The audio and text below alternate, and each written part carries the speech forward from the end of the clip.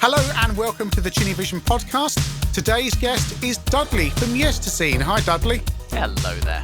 First, let's get the business end out the way. What is Yesterzine? It is a YouTube channel whose primary show is about taking a different magazine from the golden era every month, playing a couple of the games in there to see whether the magazine was right. And then if you dig through any magazine from that era, you'll find something interesting, like a game everyone has forgotten, or how we used to have to import games, or for that matter, cheat codes. Because you don't get those anymore either, because they realised they could monetize them with premium rate phone lines. So it's an excellent YouTube channel. How long have you been running it for? Just coming up to 4 years. And as we record this, the 50th episode goes out this week of that particular series, and that runs monthly. That's cool. And so we're talking about your computer magazine history in a bit, but where did your computing history start? The first one was a Spectrum Plus 2 in 1986, which is when I was 6. That was a Christmas, and it was the classic Dixon's pack with what Snorkers insists on referring to as the Power 6. So, you know, the Oh Mummy, the Treasure Island, the Disco Dan, Golf, Punchy, something I've forgotten. And we also got a couple of other games with it. So actually, the first game I ever played was Metabolis by Gremlin, which is a weird maze escape adventure thing that makes absolutely no sense, if I'm honest, but that's not atypical for your average 8-bit game. So you got on the roller coaster at the first Christmas of the Amstrad Spectrums. Indeed. With Alan's sack of cack, for want of a better word. Essentially, so a lot of those were ex-Amsoft, weren't they? Yeah. Yeah, so actually... worse, actually, because the Oh Mummy is actually considerably worse than the Amstrad version. Yeah, that's the one they keep remaking from that, and it's by no means the best game of the 6. The best game of the 6, and I'll die on this hill immediately, is Disco Dan. But yeah, so actually, weirdly, for a Brit of, shall I say, our ages, the Rubber Key Spectrum is not especially nostalgic to me, because the thing I have, and still have, is grey and has a data recorder taped to the side. I've had a Rubber Key Spectrum, I still do, but it's not the one I remember. So that whole era kind of escapes me. The Grey Plus 2 is an incredibly popular computer, and it was that Amstrad suddenly behind it with all their marketing. And I know we went on to the black models later, 87, 88, but that initial kind of Grey Plus 2, it was like, let's pile them up in Dixon's, chuck him out cheap as a complete, and I'll use the Amstrad phrase, computer outfit. You could argue it's kind of the one to have, because it's the last one with really decent compatibility, of course. Yeah. They started futzing about with stuff with the Plus 2A. That's it. It was all done in a couple of weeks, just to put it in that grey box with a data recorder on it, just sort out anything they needed to sort out. But essentially, it's a Sinclair 128 in a different box. So how long did you have that for?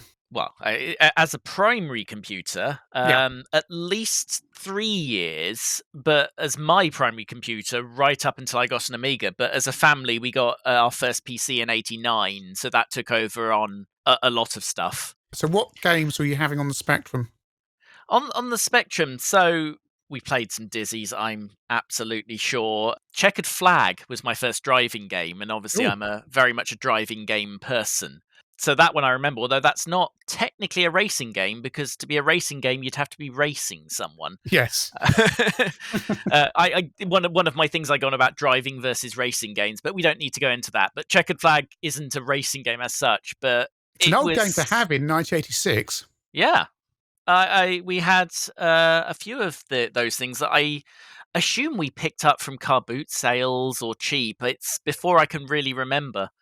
I guess it was the obvious thing to do, because the weird thing is I didn't have any Spectrum magazines back in the day. I'm not sure I had much agency over what I got. Magazines for me comes in with the Amiga. So when I talk about old Spectrum magazines, my nostalgia's for the games, not the magazines, which is kind of the opposite for anything newer than the very early 90s. When you're that age, you're being given stuff. I wouldn't have been choosing to buy Amstrad Computer User, but that is what came into the house. So that's what you were consuming and reading about your new games in, even though it was a terrible magazine for for gaming, although great if you're researching old software houses because they usually have a software house feature every month. But there were no publications at that time coming into the house, or No, not as far as I remember, anyway. And we tended to keep stuff like that because I still have a few car magazines from roughly that era. So I imagine I would have kept at least some of them, but nothing, and nothing I remember. and so the Um, PC was your parents, presumably. It was, and we did play games on it. This is where I got into adventure games. We'd played a couple of the text ones on Spectrum, but then you get the PC in '89, and then you discover Sierra Online. And horribly unfair as all those games are, with my family, we played through everything with a Sierra badge on from '89 onwards. So the Kings, the Space, the Leisure Suit Larrys, even, which as a kid feels like an interesting choice now, but I didn't notice at the time. But yeah, all of those, and that was kind of our family's thing. And then somewhere around Monkey Islands, also LucasArts. Around '93, the family PC got upgraded, and Strike Commander, the Wing Commander spin-off that was much less interesting, was was what we had. Because I remember the speech pack for that, and then latterly TFX. If my gaming history is kind of threefold in when I had choice, it's kind of driving games, point and click adventures, microprose. You know, Railroad Tycoon, Civilization, Gunship, F-15 Strike Eagle, F-19 Stealth Fighter, Pirates, all of those ones. Because the PC, my mate Chris, his dad had a Tandy PC, and the thing he wanted to play on it was Flight Sim, because you couldn't do that on your Amstrad, or not to any kind of degree. And it seemed like this big imposing thing that was big, it had fans in it, it made whirring noises. It was incredibly scary and expensive.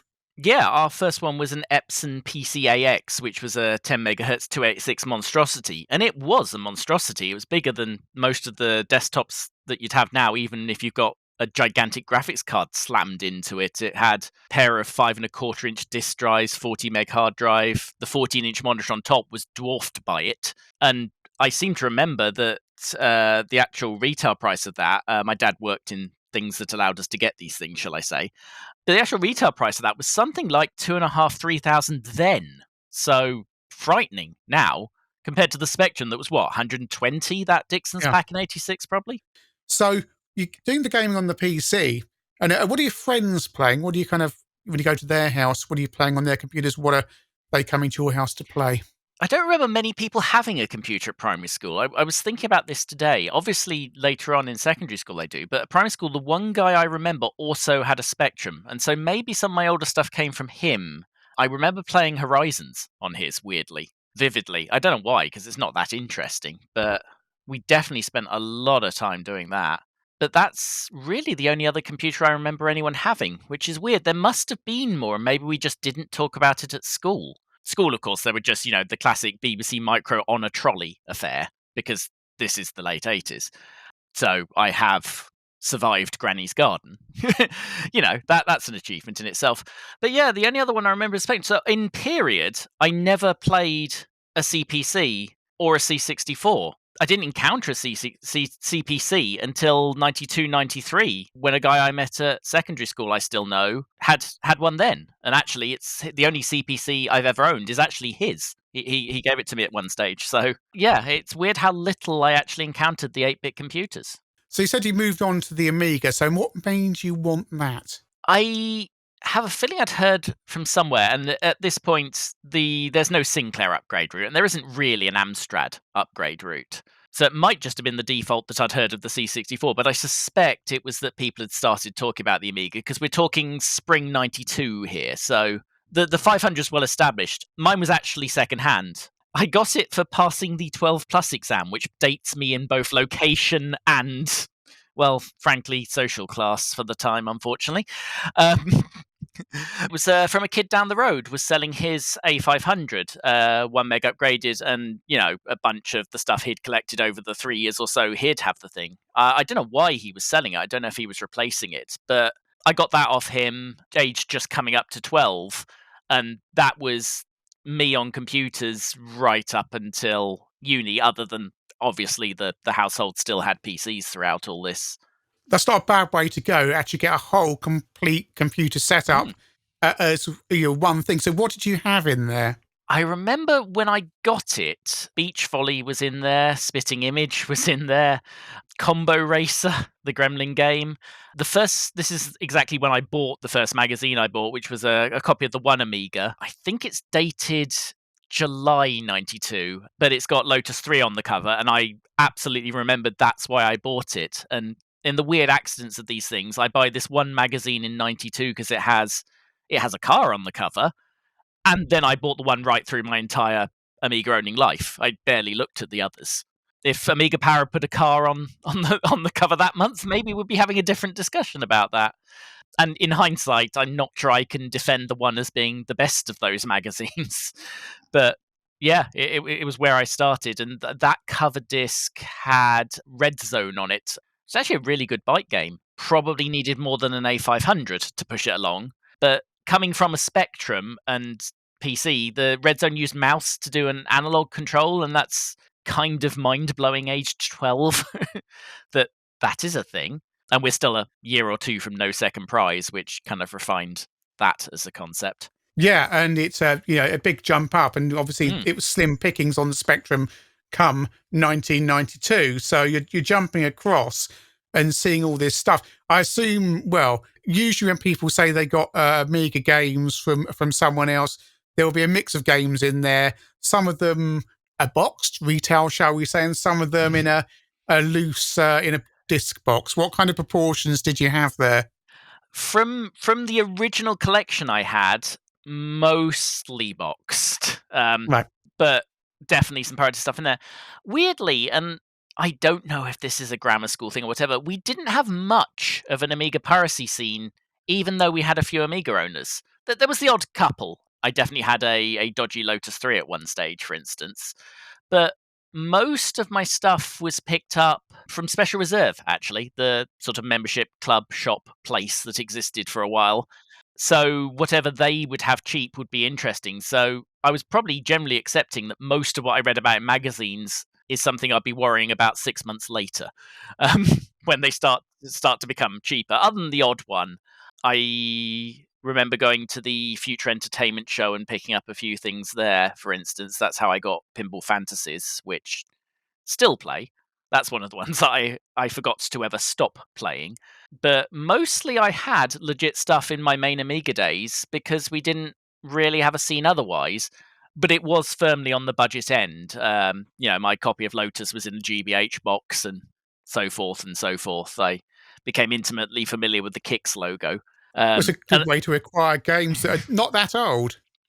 No, it was something like 6 to 9 months that they would appear on there, and you can only play so much, especially as though in those times you'd be in the situation where if you got a decent demo on a demo disc, you were probably quite happy for most of the month, to be Yeah. honest.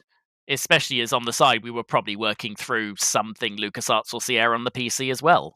Actually, towards the end this time, maybe 93, 94 is when I started getting more consoles. So I did have other outlets. Yeah, the Amiga was the last computer until I just got on a constantly upgrading PC bandwagon that continues to this day. So, I mean, what console were you looking at? The first one I played is a Master System, and for anyone who doesn't know me, I'm the local Master System obsessive now. But as a child, I didn't have one until really late. My first console of my own was a SNES, which I picked up in Special Reserve because I remember this very vividly. It was a Mario All-Stars pack, and I remember my dad making the mistake of saying you can choose one more game to have with it. I think I kept in there for about 3 hours. Because that's a difficult decision when you don't get that many games, right? And without, an internet, you are forensically examining an entire range of games there. Luckily, what I settled on that day was Super Mario Kart, so I won that. But I definitely remember looking at some much worse games because I've played most of them since. You can have any game, right? I'll have Street Fighter 2 at 75 quid. I think this being sort of mid-late 93 at least by that point, you'd probably have got a better deal on Street Fighter 2. I don't think I had Street Fighter 2 at any time during my first SNES. I wasn't a massive beat-em-up person anyway, but yeah, I think that one sort of passed me by. My mate at school had it. He was in the build up to Christmas 92. He just wouldn't shut up about Street Fighter 2. In fact, another kid shouted Hadouken, launched himself in the air to kick a locker door shut but kicked it the wrong way and it flew off. So that's how Street Fighter 2 was infiltrating the school at that time, and everyone wanting a SNES and Street Fighter 2. My school wasn't very console. It was all Amiga owners and one kid with an ST. Always Because one. there's always one kid with an ST. He was well into the ST, and actually I played a lot of his stuff at his house. So I actually played a lot more ST than you might think. He was into the ST enough that he ran a PD library. There are actually adverts in some of the later ST formats for him. Blimey. Which is, quite nice to see when I look back through those magazines, actually, because good times. If you ever have a late era ST format, look out for an ad for a Chaos PD, because that was my mate. Obviously, he had a lot of stuff because obviously he bought from other PD libraries to expand his. That's how PD libraries worked. Yeah, we played just about everything. We messed about with shoot 'em up construction kit a lot. In a sort of pre-internet, you can release games thing, he actually could. So his PD library carried a big range of games that he'd written. Well, I say he'd written, it's shoot 'em up construction kit. It played PD libraries at the time. But, he could actually release them to the public and, he sold a few because, of course, he put them front and center on the adverts because he's not an idiot. What magazines are coming into school? Again, the one I saw bits of Amiga Power. We never really have many Amiga Action readers. There was a little bit of Amiga format because I was still kidding myself that I would program on Amiga at this time, because one of my memories of the Spectrum is I definitely programmed something within the week after Christmas, because I was understanding as much as you do as a kid. Of course, I put copyright dates on things because that's what grown-ups did. And there is definitely an 86 or two in there, which puts it in the first week of owning a Spectrum I was programming, which is how, like, literally everyone you will ever talk to on this podcast, I'm in IT. And on the Amiga, I had Amos and never got massively into it. I think the programming I was doing by that point was more QBasic on the PC, but that led to me buying a bit of Amiga format and CU Amiga before you got to about 94, when the serious magazines assumed that you had, a massively upgraded Amiga with a CD drive and a hard drive, and because their readers did. The only Amiga I ever owned in period was a 500, and all it had was the 1 meg expansion. I never put anything else on the thing. ST format, admittedly, it only lasted till 96, but they never seemed to have that problem. If you had a 1 meg STFM or even an STE, you were well covered, probably because of how the Falcon cratered. Despite being a format magazine, that felt like you could use a normal ST up to the end, whereas Amiga format just walked into the distance and started cover mounting CDs, which were scary things at the time. There's not that upgrade culture on the ST scene, so you don't get, I've upgraded my processor, I've got silly amounts of RAM and all this other stuff. A lot of people using it for music and just kept it as it was in, they bought it in 87, 88. I think Norman Cook, Fatboy Slim, still has, I think he says he's got a stock of STs so that he can, if one breaks, he can just pull out another and use that, because all his stuff, his old tracks, that's how you get at that stuff. I would gently mock him, but I know how many Master Systems I now own, so I'm not going to throw a stone at that particular glass wall. So you had the SNES, presumably you slowly collected games on that despite the huge price compared to the Spectrum and Amiga.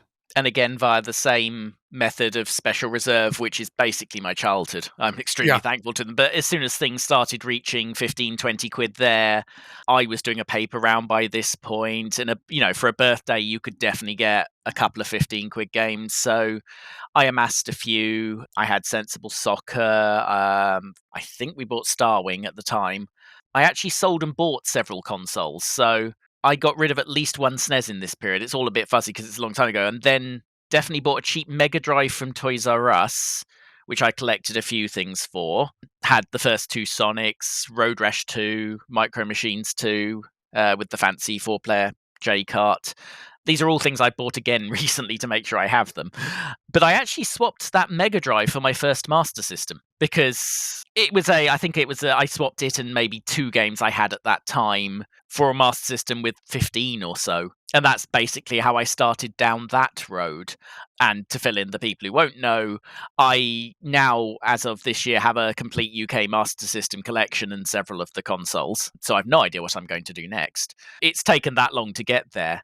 But it has meant the extreme advantage that some of the games I bought then from newspaper classifieds, or even a bit later from GameStation, are things that I bought for no money that now go for too much money.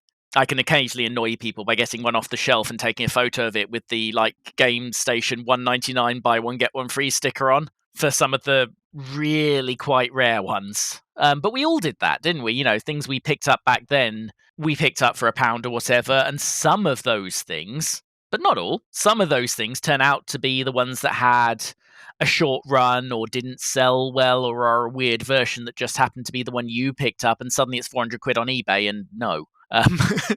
The story I always tell on this one is the same friend that had the CPC actually sold me his GX 4000, and he sold me it for £1 with 4 carts, and I still have it, and it still works. But the best part of that story is that £1 he sold it to me to represented a profit. He paid 1 Mars bar. He made a profit selling me a GX 4000 for £1, and you wouldn't do that now. No, not those cartridges either. I mean, I've thrown cartridges away when we moved house. I think, oh, goodness me. Although, ironically, if you play them online, if you play Pang or Navy Seals or Switchblade online, it's my carts. It should be my carts because I sent them to someone and they were the first copies put online because he cracked the cases open and he ripped the ROMs. Because I have the exact same story. Right. For some of the Master System ones at uni, Lemmings, Sonic Spinball, a couple more of the later ones, if you've played those from a ROM, it is probably the copy that is sat behind me right now. So yeah, I guess that's the era we were in, but it's hard to believe that some of these games were not dumped at the time. And yeah, I sent off 12 of them, I think, to one bloke who had a dumper and was in the scene at the time. The Master System is a very collectible system. It was very, when did I get collecting? About 2002. Mm-hmm. And just going to a boot sale and 50p a pound for a game. Yeah. Coming away with carrier bags full of stuff. I don't buy anymore because it's too. I got. I think most I've ever spent is about 15 quid, and that was just because I wanted. I think it's Bubble Bobble from a shop. I just kind of thought, oh, it's a shop price. I just pay that. But yeah, most of my games just £1 or about that. It's a fun time to be collecting, but sadly those days are gone. Pretty much. If you're prepared to go cart only these days, you can do quite well. I did a little thought exercise because the Americans have been doing a lot of $100 NES challenges. What games you should buy with $100. And being a British channel, I took over and did an £100 Master System challenge. And I just used CEX and paid the postage to keep it very simple. And I think I still got 12, 13 games in there. And yeah, they're cart only, but it's not too bad. But like you say, it's a pretty good machine to collect for because there's only 267-ish, depending on how you define it, UK releases, which is smaller than most machines. There aren't too many horrible holy grails, and you can amass at least an interesting collection relatively cheap compared to a lot of other machines.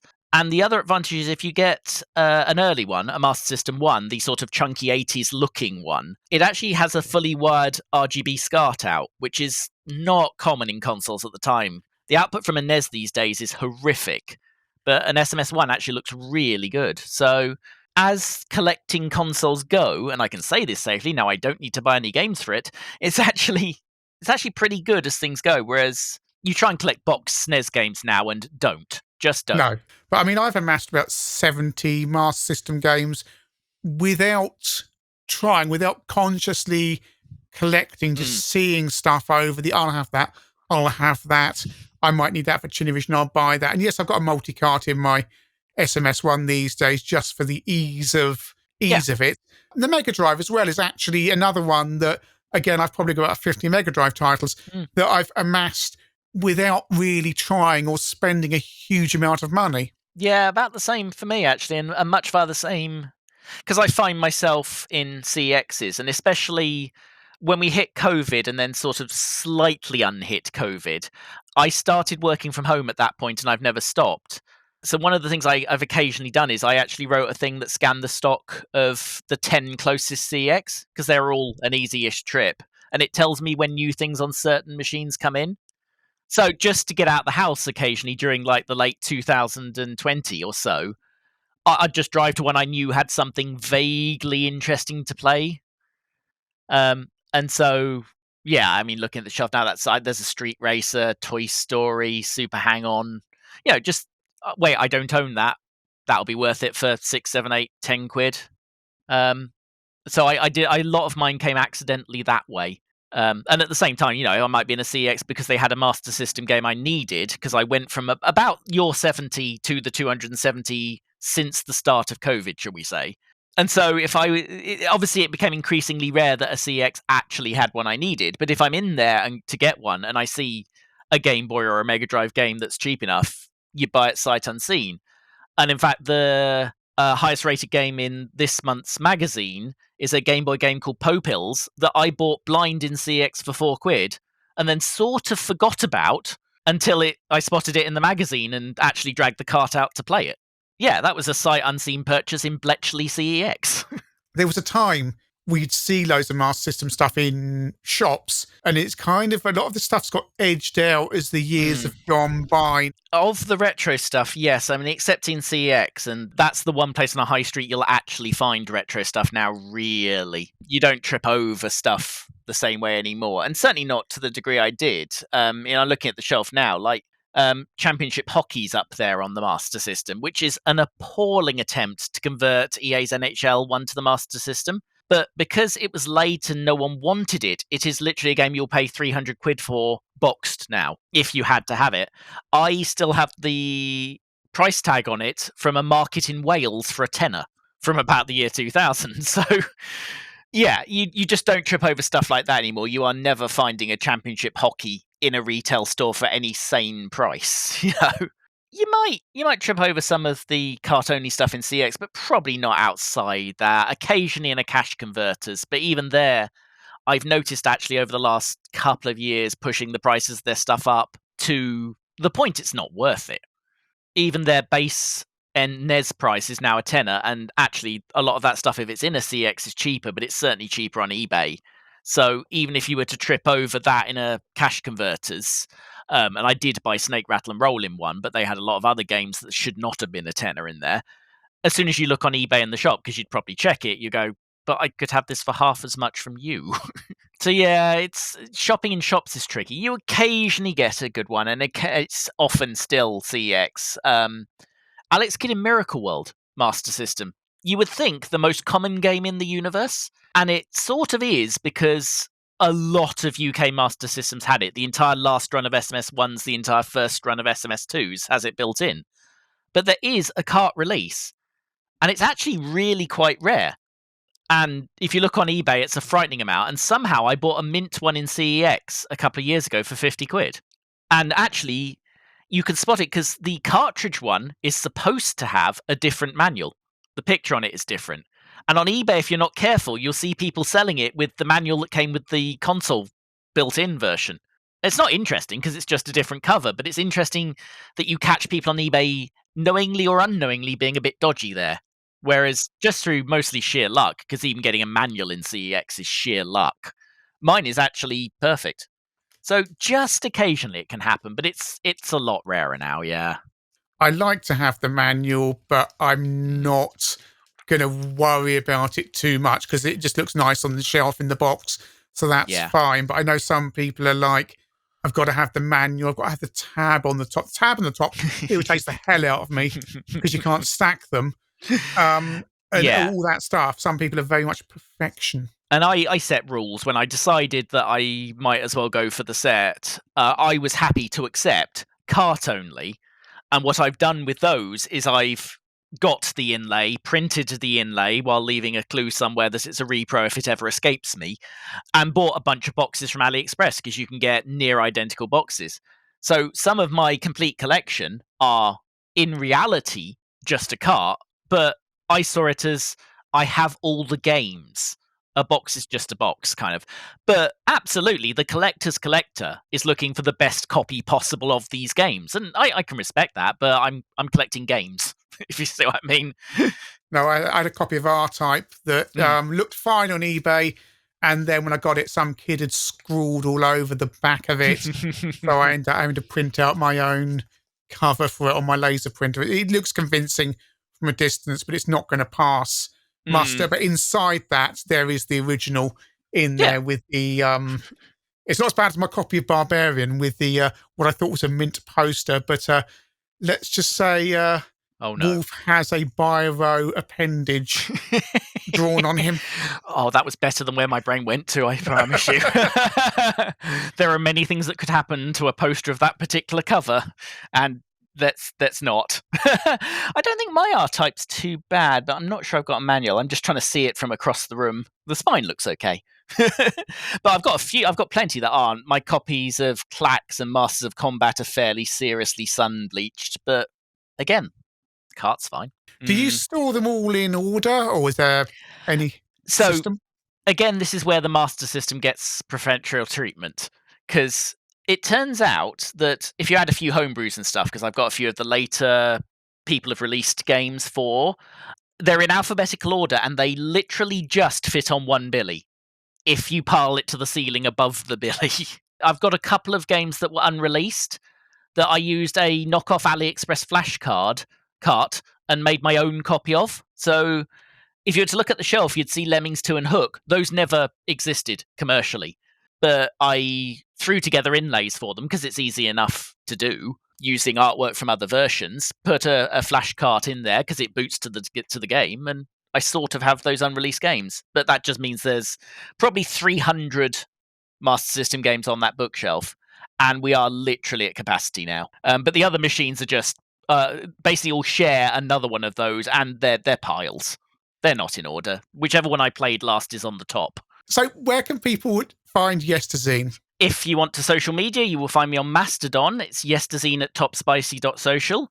You will find an account on Twitter at Yesterzine, but that is essentially browsed via notifications these days, thanks Elon, and used to advertise videos. And the channel is at Yesterzine on YouTube, and thankfully it's an obscure enough game that if you search Yesterzine on YouTube, you will find it instantly. Brilliant. Thanks for joining me this evening. No problem, Chinny.